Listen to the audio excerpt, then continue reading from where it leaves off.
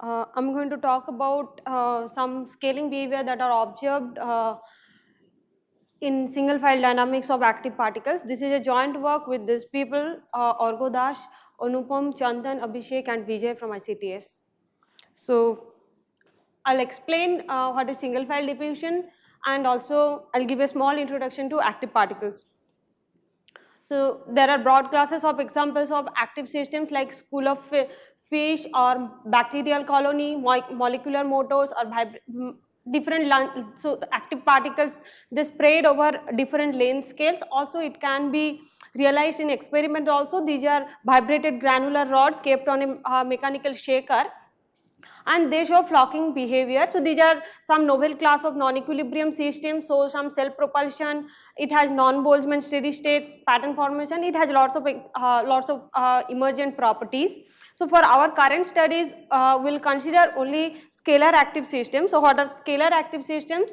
So there are broadly there are three different classes of scalar active systems. One is active Brownian particle, which has which has two different types of suppose hemispheres like a Janus particle, and it shows some self-propelled motion, but it does diffusion in the orientation space.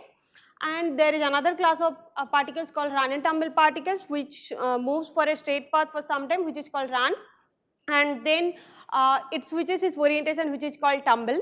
So the another last class of the scalar active systems are the active Ornstein-Uhlenbeck particles, where basically these kind of particles, that its activity satisfies Ornstein-Uhlenbeck process. So basically we will consider these all three classes of systems, ABP, RTP and AOUP, in one dimension. So in what are the equation of motion for the scalar active systems in general? So this is the Oberdam-Langevin equation. In addition to the passive system, there is a self-propulsion velocity term. This is the interaction term. It could be with wall, it could be with another particles. There is translational diffusion term. So for run and tumble particle, the self-propulsion velocity is fixed, but orientation switches with a position rate gamma. For ABP, it does diffusion in the orientation space. For AOUP, the active speed satisfies this equation. And all the noises are Gaussian and white noise. So what are single file diffusion? Suppose consider some picture like this, where I have particles in a channel, but the channel width is much larger than the particle diameter, and then if you calculate the mean square displacement of any particle, it grows linearly with time. But if the situation is like that, so that the channel width is so narrow that any two particles cannot cross each other, so the particle order will be maintained, and in that case the mean square displacement of any tagged particle basically slows down. It grows as t to the power half, so which is called single file diffusion. But why do we study this single file diffusion? Because there are lots of real life examples of single file diffusion, like water transport in carbon nanotube, motion of molecular motor on a filament, ion channels through biological membranes, and lot more. These are observed even in experiments also. So this is an experimental paper where experiment is done with passive colloids, and colloids are optically trapped, and it shows subdiffusive behavior in the long time scale. So we ask the question, can we see this kind of subdiffusive behavior if we take the active particles in 1D? So first we take the free active particles in 1D. So just to remind you what are my three models, run and tumble, ABP and AOUP, and these are the equations. One can calculate the mean square displacement of these three types of particles, RTP, ABP and AOUP. And now if you look at these equations, you can see that they have very similar form, and one can identify the equivalent parameters for three models. And see here, VR is the self-propulsion speed for run and tumble particle, VO is the self-propulsion speed for AOUP, and VA is for ABP.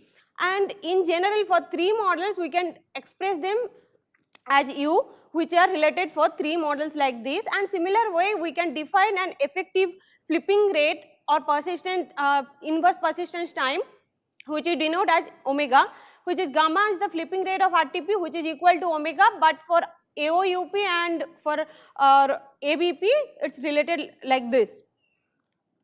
So for our studies, we take bunch of interacting active particles in 1D, and they are interacting via repulsive potential, WCA potential, and if we see their trajectories, You see, this is a typical trajectory of bunch of run and tumble particles. This is the time space. This is the space. Time is scaled with respect to omega or the flipping time. You see here particles form clusters, and as a cluster the particles move. Also clusters are very much dynamic. You can see they form and they break, and cluster as a move as a whole they move. They are motile, which is main difference with the lattice models. In lattice model you will never see a moving clusters. These kind of moving clusters are observed for active Brownian particles also, and also observed for AOUPs also. It's in 1D line, periodic 1D line. L is the length of the box. I mean like periodic, so we have a periodic box, the length of the box. So first we characterize the cluster statistics. We first calculated the cluster size distribution. So if you look at the inset, here I plotted the cluster size distributions of run and tumble particles. You see these are non-exponential, and this is calculated for different parameters of density and flipping rate and cell propulsion speed. You see here, with some scaling at square root of gamma by rho VR, they collapse on each other. And similar kinds of scaling holds even for ABP also and AOUP also. You notice here one thing is that the scaling form and the exponents are exactly same for 3 models. So given these, we just try to calculate what is this quantity with which actually for 3 models the cluster size distribution collapses. We calculate the average cluster size as a function of density for 3 models. It basically grows as square root of density. With the cell propulsion speed also, n average grows as square root of u, and with omega persistence time, inverse persistence time, you see it grows as 1 by root omega. So here we see the average cluster size basically grows as root rho u by omega. The same thing that we observed in scaling form. This is the quantity which was there for all 3 models. Here I plotted the cluster size distributions for all 3 models, and you see for all 3 models for different parameters and different 3 models with the same scaling form, I can collapse to a single master curve. So the scaling for cluster size distribution is there across the parameters and across all 3 models. So given this kind of information, can we say anything about the tagged particle diffusion? Before that, sorry. So after this we calculated the cluster velocity distributions of the cluster.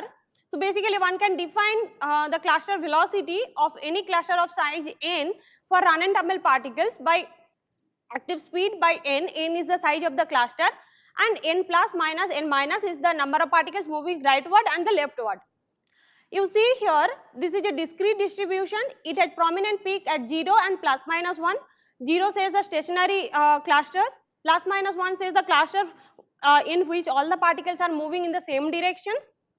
Other than 0 and plus minus 1, there are prominent peaks at plus minus 1 by 3, which comes from the 3 particle clusters, like 3, not only 3, it comes from 3, 6 or 3n number of particles, but most of the, we have characterized it and checked that most of the dominant contribution comes from the 3 particle clusters. Similarly, we calculated the cluster velocity distributions for ABP also in this way. These are bounded and this is continuous values, but it has a cusp-like behavior at 0 and kink-like behavior at plus minus 1 by 3, which is similar to RTP, although we are yet to check this. For AOUP, the velocity distributions are continuous but not bounded. But yes, it's not bounded, and also the cluster velocity distributions are non-Gaussian. So far we have seen that for all 3 models, trajectories basically look same. Their cluster distributions also look similar and they scale in the same way, but their cluster velocity distributions, they are distinct for 3 models. Next, we calculate the tagged particle MSD. Now, if we consider a picture some particle which is inside a cluster, so the cluster basically since the particle so if we consider a tagged particle inside a cluster, the motion of the particle will be dictated by the cluster itself. And if you see in the whole system size, the cluster itself will be caged in the system. So we can, like passive systems, we can define the tagged particle cluster, tagged particle MSD of a tagged particle MSD delta x square, which will be 1 by rho cluster square root of d effective times t, where rho CL is the density of the cluster and d effective is the effective diffusivity of the cluster. So rho CL is something by rho by n average and d effective, which is like something VR square by gamma n average. But since all the cluster configurations will not be stable, we assume that d effective goes as 1 by n to n average to the power alpha. Now from the previous plots, and we know that n average basically goes as rho VR by gamma to the power half. Now if you put back this relation to this, here you can see delta x square basically grows as something like this, where delta is related to alpha like this way. So alpha is the exponent which decides how does the diffusivity of any cluster of size n depends on. But we are here to calculate the alpha exponent. But just to tell you here, if alpha equals 0, then delta x square grows something like this, which has a scaling something like this. Now how to calculate alpha? To calculate alpha, we basically take a cluster, artificially we take a stable cluster of RTPs of size n, and then we run the dynamics, we flip each of the particles and see whenever the particle cluster itself, any movement of the particles, if it makes it unstable, we discard that and always make sure the cluster is stable. And after n number of, suppose after some movements of the particles, some flipping of the particles, the cluster as a whole, it flips its direction. So from the effective tumble rate of the cluster, we calculated the distributions of the cluster, effective cluster tumble rate, cluster tumble time, which has asymptotically exponential distributions, and that omega, which is like the tumble rate of the cluster, basically it goes like 1 over n, n is the cluster size. And also we can calculate what is the effective cluster velocity square, Vc square also goes down as 1 by n. We also calculated the cluster MSD of a cluster. It shows the diffusive behavior in the long time limit for different cluster sizes. From there we can calculate the effective diffusivity directly. Here I plotted the effective diffusivity as a function of cluster size, and also it is compared with Vc square by omega as it is for single RTP. You see here those are comparable. So D effective is something like Vc square by capital omega. Omega is the flipping rate of the cluster and Vc is the cluster velocity. So from here we see that this cluster diffusivity almost remain constant with the cluster size. So the cluster diffusivity does not depend on the cluster size. So alpha exponent, so from here we can conclude that cluster exponent, the exponent alpha is 0. So if alpha equals 0, our delta x square will be something like this. You see the scaling behavior. But this is the predicted one, but what do we see exactly in our numerical simulations? You see here, this is the tagged particle mean square displacement RTP. This is the unscaled one. The x-axis is the time scale scaled with respect to gamma flipping time. You see here the tagged particle MSD of RTP, basically it grows ballistically with time and then it shows subdiffusive behavior in the long time scale. This is for different parameters, and you see that with different parameters for RTPs it scales, and the scaling form is exactly same that we predicted earlier. The similar kind of scaling holds for ABP and also for AOUP. The scaling function and the exponents are exactly same, but can we see whether do they scale with 3 models also? This is the mean square displacement for 3 models for different parameters and 3 different models. Basically they scale with the same scaling function. So scaling holds across all the parameters and across all 3 models. So after then we just characterized some correlations like static density correlation, which is defined like this, and for RTP, so we calculated the static density correlation for different flipping rates, which shows some multiple peaks for ABP and AOUPs also, which shows that there is an effective attraction between the particles. And also we calculated the 2-point density correlations in space and time. For unentangled particles, this is the dynamic density correlation for different times. But you see here that the dynamic density correlation scales with time, but the exponent is not 0.5, it's 0.6. For passive diffusive system, the exponent would have been 0.5, but here we see it's not diffusive scaling, we see here 0.6. And similar kind of scaling holds for ABP and AOUPs also. So the last slide here I saw is the equivalence of the three models here, whatever we have shown. So the cluster size distribution, scale, and the mean square displacement scales with parameters, and across all three models the scaling exponent and the form of the scaling are same. Also the density correlations are exactly same for three models.